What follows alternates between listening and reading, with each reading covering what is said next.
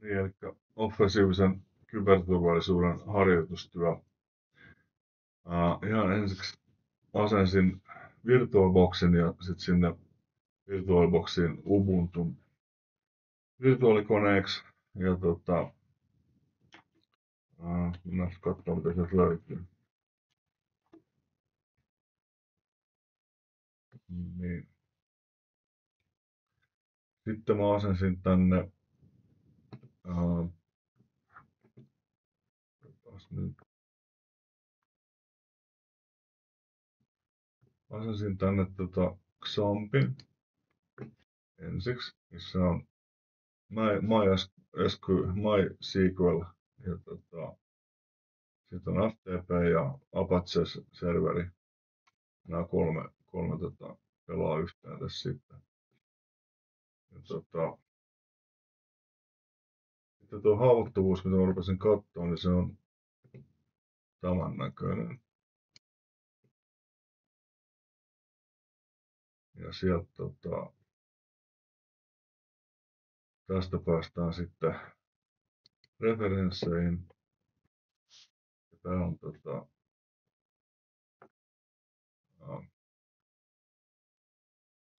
laitettu software-linkki, eli tää linkki, mikä on tässä, niin se vie sinne ohjelmistoon, mikä on haavoittuvainen.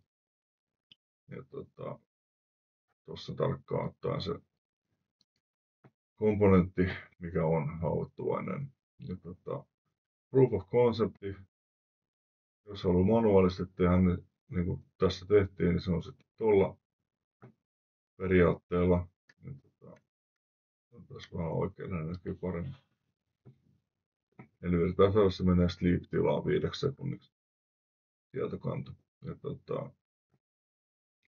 sit jos haluaa SQL Mapilla tehdä ton saman, niin tässä on siihen tarvittava data ja sitten tässä on siihen tarvittava käsky, kun me tarvitsee käsky, millä se lähtee tekemään sitten. Ja toi hakee sitten pois toisin kuin toi manuaalinen, niin tämä SQL Map hakee sieltä tietokannasta myös tietoja.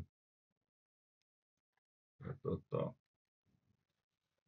tässä oli sitten ohjeet, että miten tämä pitää asentaa. Niin ensiksi asennettiin tuo XAMPpi.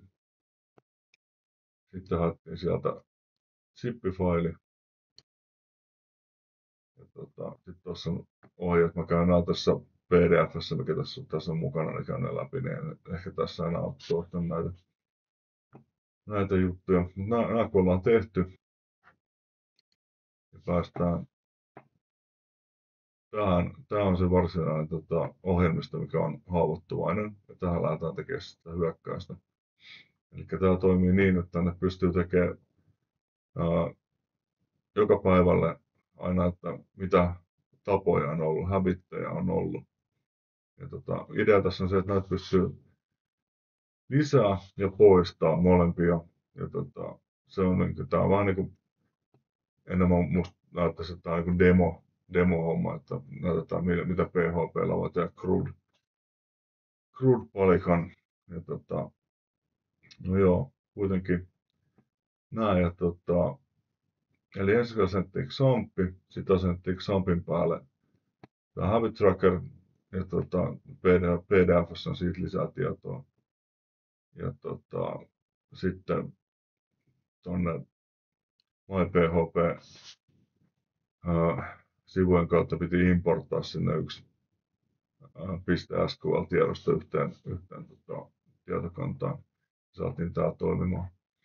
No joo, meillä nyt toimii tää Daily Habit Tracker tässä koneella. Ja sitten sen jälkeen teen tämän skriptin, mikä hakee, jos otetaan vähän vettä välillä. Joo. Eli Pythonilla niin kuin näkyy URL on toi, missä tuo haavoittuvaisuus on.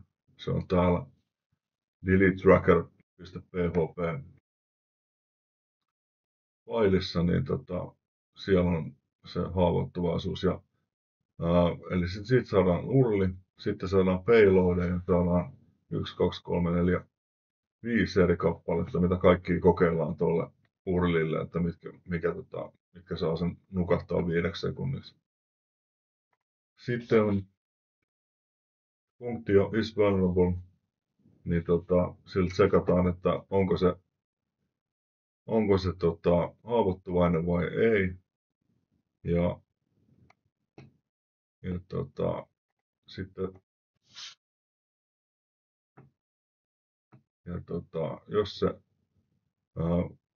jos siellä menee tuon käskyn suorittamiseen menee aikaa 5 sekuntia tai yli, niin silloin se on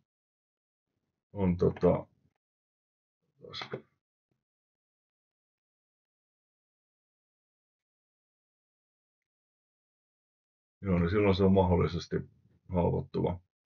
Ja siinä on pari virhetilanne palikkoa. Sitten no main funktio on tässä on main loopi.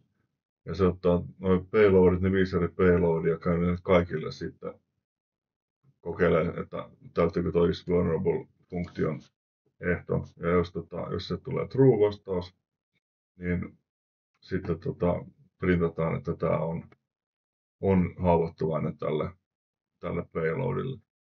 Ja vastaavasti, jos ei ole, niin sitten sanotaan, että ei ole. Näin. Ja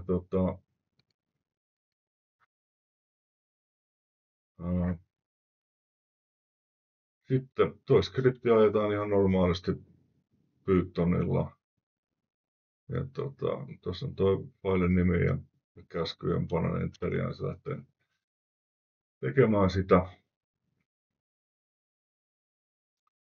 Ja lopputuloksi saatiin sitten, että on haavoittuvainen ja tällä payloadilla, mikä on tässä. Otetaan tuo ykkönen mukaan vielä. Eli huomattiin, että se on haavoittuvainen tuolla, että skripti toimii ja haavoittuvaisuus löytyy. Ja näin. Niin pidän tässä kohtaa tauon. Voi olla, että tulee jatkettua työtä sillä lailla, että siihen tulee mukaan myös se, että se hakee sieltä kannasta tavaraa sitten, ei pelkästään katsota, onko haavoittuvaisuus. Mutta täytyy siinä mennä oma ajankäytön mukaan, että tässä on ainakin tämä palautettu, että on tämä homma tehty. Mutta hyvä, näin.